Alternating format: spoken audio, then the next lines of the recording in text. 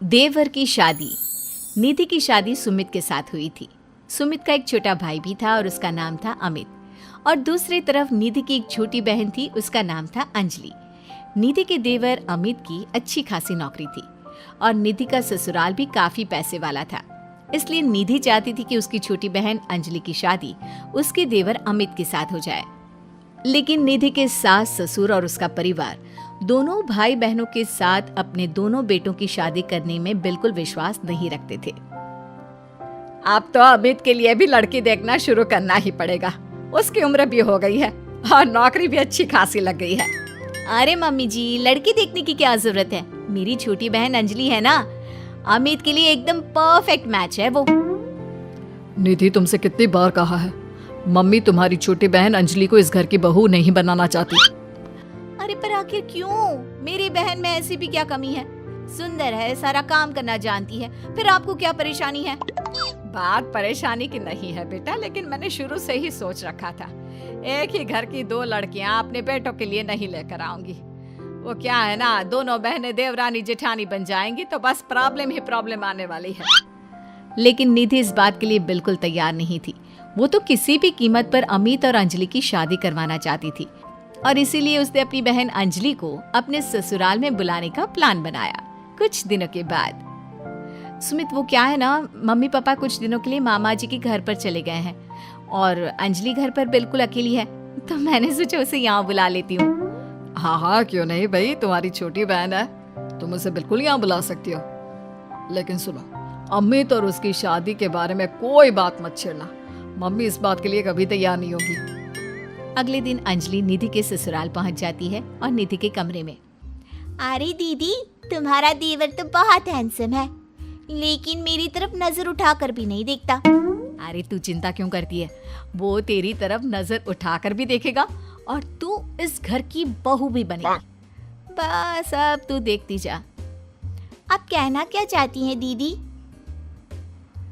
यही कि तू किसी न किसी तरह से बहाना करके कुछ दिन इस घर में रुक जा, बस फिर देख मैं क्या करती हूँ। अगर आपने मेरी शादी अमित के साथ करवा दी ना दीदी, तो जिंदगी भर आपकी सेवा करूंगी। मुझे तो आपकी शादी के बाद से ही बहुत पसंद है। अरे मेरी प्यारी बहना, तेरे दिल की खबर तो मुझे कब से लग गई थी। सब जानती हूँ मैं। बस अब चिंता मत करियो और जैसा मैं कहती हूँ वैसा करती जाओ। अगले दिन देख अंजलि, थोड़ी देर बाद मेरी सास बाथरूम से नहाकर निकलेगी, तो बाथरूम के दरवाजे पर थोड़ा सा पानी गिरा दे। ये क्या कह रही हो दीदी? आपकी सास गिर गई तो उसे चोट लग जाएगी और आपके लिए मुसीबत हो जाएगी। अरे पागल, जैसे ही वो गिरने लगे तो झट से जाकर उसे संभाल लेना। देख, मेरी सास के दिल में अब तुझे जगह बनानी है। इस घर की बहू बनना है या नहीं? हाँ दीदी, वो बात तो सही है। ठीक है, मैं चुपचाप जाकर बाथरूम के दरवाजे पर पानी गिरा कर आती हूँ। कुछ देर बाद सास जैसे ही गिरने लगती है, अंजलि वहां पर पहुंच जाती है। हे भगवान, अभी मैं गिर जाती तो मेरे हाथ पैर टूट जाते। अरे भगवान भला करे, तुमने मेरी जान बचा ली। मैंने कहा था ना मम्मी जी, मेरी बहन बहुत अच्छी है, सबकी मदद करती है। हाँ, बात तो तुम्हारी सही है अंजलि बेटा, भगवान तुम्हारा भला करे। आज तुम्हारी वजह से मैं तो मरते मरते बच गई। थैंक यू अंजलि, तुमने मम्मी को गिराने से बचा लिया। अरे वाह दीदी, आज तो तुम्हारी ट्रिक काम कर गई। बस अब जैसा मैं कहती हूँ वैसा ही करती जाओ। देखना कुछ ही दिनों में मम्मी जी खुद आगे चलकर अपने बेटे के लिए तुम्हारा रिश्ता मुझसे मांगेंगी। कुछ दिनों के बाद देख अंजलि, अब हमें अपना अगला प्लान कामयाब करना है। क्या प्लान है दीदी? आप तो बस बता दो, जैसा आप कहेंगी मैं वैसा ही करूंगी। देख, मेरी सास को ना अजवाइन से एलर्जी है। मैं आज सब्जी में जानबूझकर अजवाइन डाल दूंगी। लेकिन दीदी, उससे तो आपकी सास की तबीयत खराब हो जाएगी।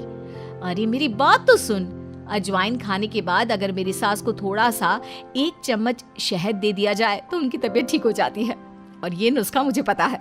ये बात मेरी सास को भी नहीं पता। जैसे ही वो अजवाइन वाली सब्जी खाएं, जल्दी से जाकर शहद ले आना।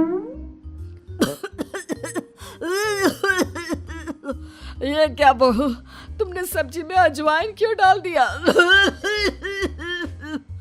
तुम जानती हो ना, मुझे इससे एलर्जी होती है।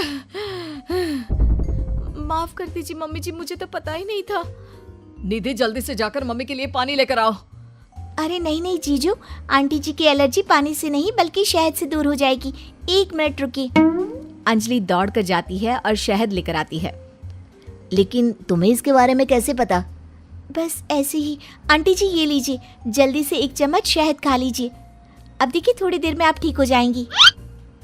तुमने तो एक बार फिर से मम्मी जी की जान बचा ली अंजलि, वरना मैंने तो आज बहुत बड़ी गलती कर दी थी। थैंक यू अंजलि बेटा, तुम तो वाकई में बहुत अच्छी लड़की हो, सबकी मदद भी करती हो और तुम्हें तो कितनी अच्छी नॉलेज है कि एलर्जी होने पर क्या खाना चाहिए।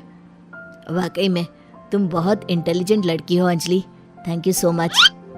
कुछ दिनों के बाद, भाभी मुझे ऑफिस के लिए देर हो रही है, मेरी एक फाइल है, जरा आप उठाकर रख देना, मैं शाम को आकर आपसे वापस मांग लूंगा, और जरा ध्यान से रखना, बहुत इंपॉर्टेंट फाइल है। ठीक है अमित, मैं आपकी फाइल अच्छे से संभाल कर रखूंगी।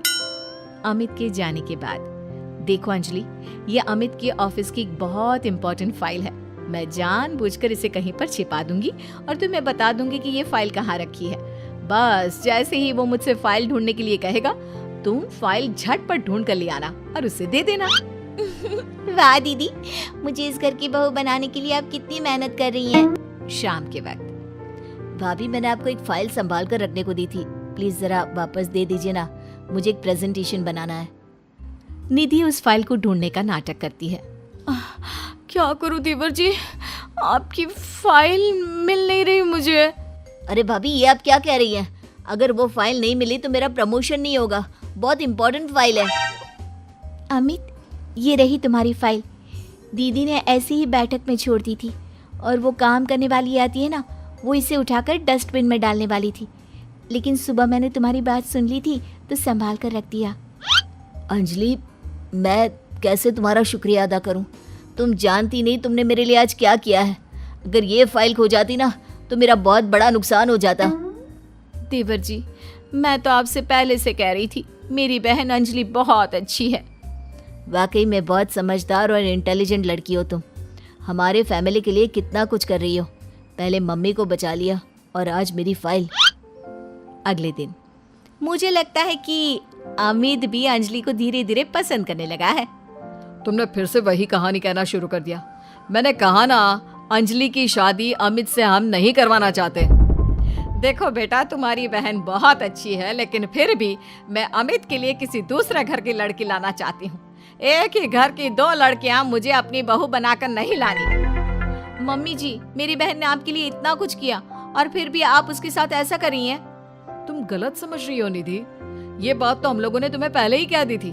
तुम्हारी कोशिशें बेकार है, ऐसा कुछ नहीं होने वाला निधि। देखा दीदी, तुम्हारे सब कुछ करने के बाद भी तुम्हारे ससुराल वाले मुझे इस घर की बहू बनाने के लिए तैयार नहीं है।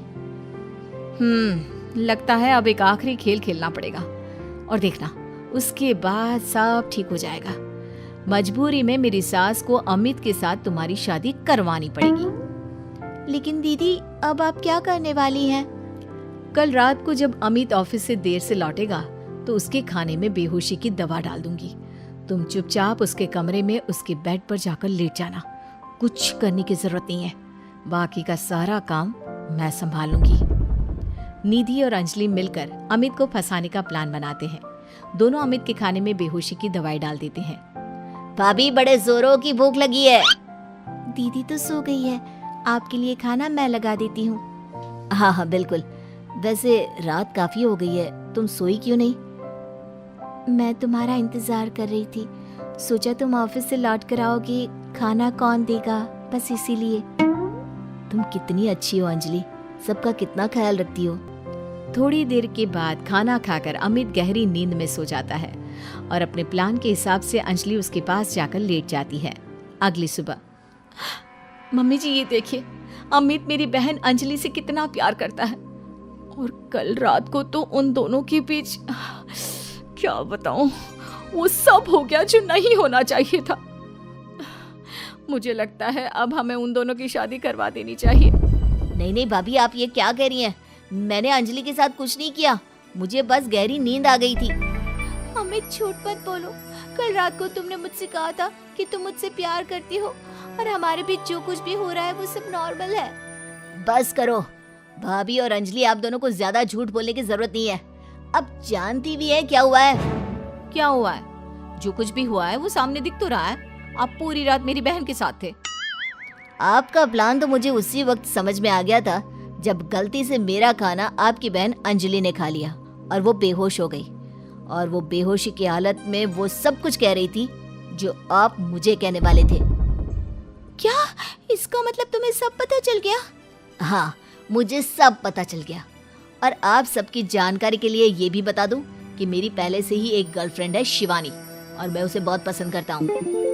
देखो निधि, ये तुमने ठीक नहीं किया। अपनी बहन को इस घर की बहू बनाने के लिए तुम इस हद तक गिर सकती हो, मैंने कभी सोचा भी नहीं था। अमित ठीक कह रहे हो, वो सब हमारा नाटक था, लेकिन गलती से मैंने शायद बेहोशी वाला खाना खा लिया और हमारी पोल खुल गई। बहू तुम्हारी बहन वाकई में बहुत अच्छी है और इससे कोई भी अच्छा लड़का मिल जाएगा, लेकिन मेरा अमित किसी और को पसंद करता है और इसीलिए मैं तुम्हें बार बार समझाने की कोशिश करती थी। बस मैं तुम्हारा दिल नहीं तोड़ना चाहती थी, इसलिए कभी तुम्हें शिवानी के बारे में नहीं बताया। लेकिन अब तो सब कुछ सामने आ चुका है।